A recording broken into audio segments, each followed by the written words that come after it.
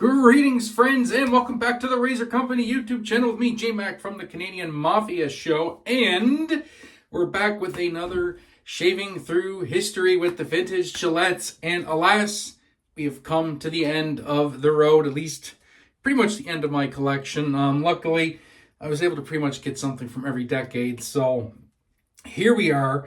And yeah, so the razor for today is going to be the final production razor, at least the last new razor they introduced, and then they just kept up production of this and the techs and stuff until they eventually shifted to the multi-blade abominations that they have now, and that is the Gillette Super Adjustable. And we'll get into all the nomenclature, all the different names of this razor when we get into the actual video.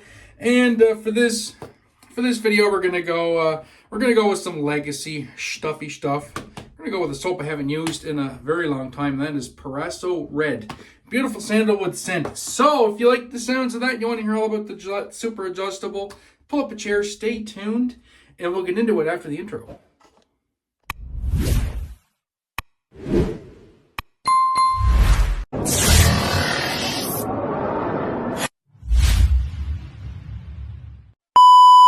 All right, friends, and we are back ready to get our shave on. We got the bougie The Razor Company barber pole mister.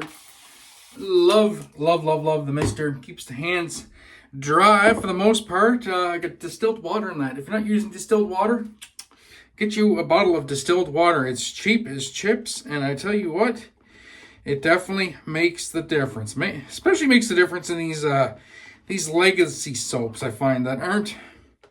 They're not as slick as their artisan counterparts, and I find it just helps.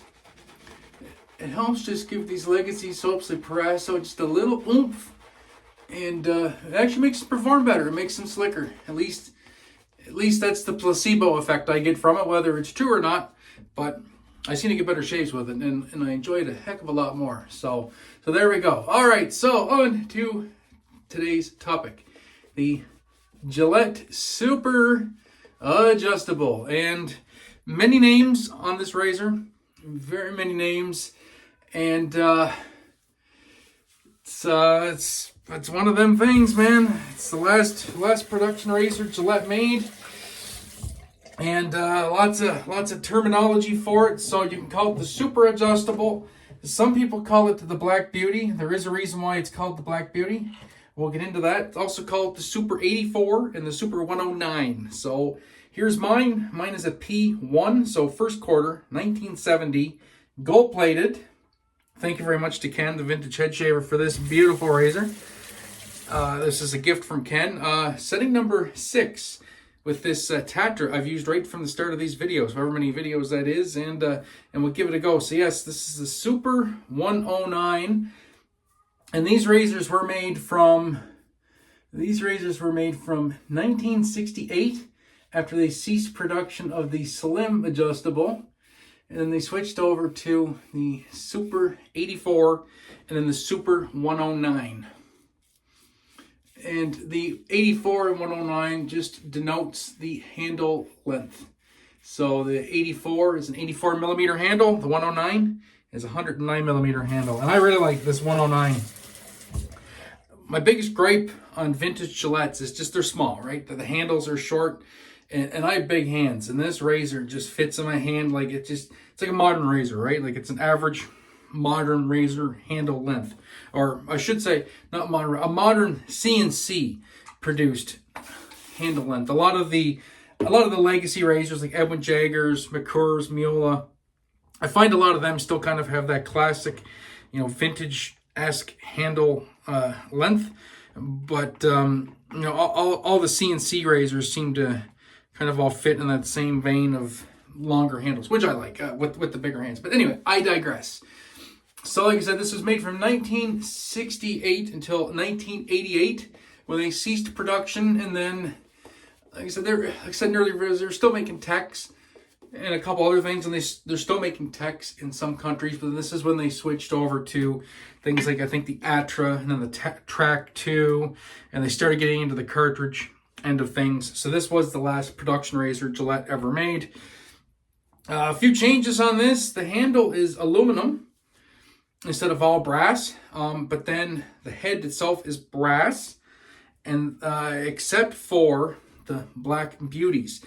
Some people still call these the Black Beauties, but technically, I guess if you want to get right into the nitty gritty, this would not be the Black Beauty, even though that term is kind of used pretty vigorously. And I could be wrong on this, and somebody could correct me in the comments. I could be talking up my butt, but as you can see, this whole razor is brass. The head is brass, all brass construction, including the base plate. In 1976, they stopped production of the Super 84, and they were only making the Super 109. And then in 1977 until 1988, they switched this base plate to a plastic tray to save money. And that is, I believe, I'm almost certain that is where the Black Beauty term comes from, because the whole razor, so the whole handle, underside is all black. The only thing that's would be nickel or gold would be the top, like the barn doors and your safety bars and your end plates. And so those, I think, are considered the Black Beauties. Not these. This would be, the Super Adjustable or the Super 109, which is what I call it the Super 109, because that's what it is. Got the long handle. And sought after razors. And I think a lot of people in our hobby, if you're going for a Grail razor, like a Holy Grail vintage, a lot of people, like I said in the last video, they're leaning towards those vintage Fat Boys, or even a Toggle if they can find one, get their hands on a Toggle. But for people, especially people in my age group, mid-40s, a lot of us got into the hobby around the same time.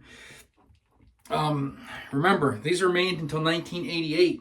So if you're looking for a birth year Gillette, you are looking for a Super Adjustable. These are the razors that you are looking for if you're middle-aged like me. Some of the older guys in the hobby, granted, they can probably find like a Slim, stuff like that, or even Techs. You might be able to find a birth year Tech. But when you're looking for a birth year adjustable, for a majority of us in the hobby, it's these puppies right here. And alas, I have not been able to find mine yet. Mine seems to be a hard one to find. Mine would be a B1, first quarter 1981. And that seems to be a tricky one for some reason to find. And once again, I think that's because there's a lot of people kind of all in the same age group. Seems like when wet shaving got really popular, it's a lot of people, like I've been in it for almost 12 years, so, mid-30s. It seems like a lot, or, early to mid-30s, seems a lot of us kind of got into the hobby at the same time. There's a resurgence about, 10 to 12 to 15 years ago, and then the stocks of all these vintage razors are drying up, and they're getting harder and harder to find, at least birth years. But this is what you're looking for most of us if you're looking for a birth year, is the Super Adjustable. And I mean, fantastic shaver. I just got a nice BBS. That blade is old as Methuselah. It's like 7 shaves on it or something crazy like that. Setting number 6, perfect shave from start to finish. And like I said, this longer handle, I love it. I absolutely love the long handle on this. This is one of my most comfortable Gillettes to use, with that long handle. And that is that. So I'm gonna get cleaned up and get ready for the splash, and we'll do the final thoughts. Alrighty, folks, and we are back once again with the TRC microfiber, one of the best towels in the game. Love this towel. And that was a great shave.